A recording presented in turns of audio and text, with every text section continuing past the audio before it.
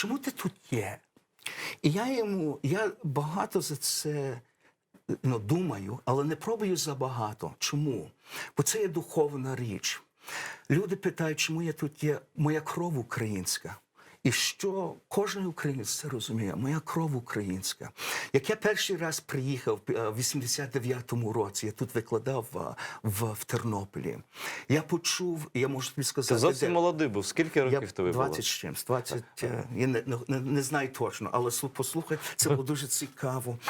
Коли я сів в метростанції, так, я перший раз почув ці слова. Обережно двері зачиняються. Ти вперше почув... Так. Я тоді, в той час, вже понад 33 роки тому, відчувався, якби я був член такої загального суспільства. І я почувався українцем. І це в метро ти вперше в суспільному просторі почув українську мову, так? Ну, я чув перед тим, але це якби було офіціально. І це було таке духовне, не відродження, але... І ти як повернувся? Ти сказав собі, що ти повернувся тоді, так? Ні, не повернувся. Це було під час Майдану, але це інше питання.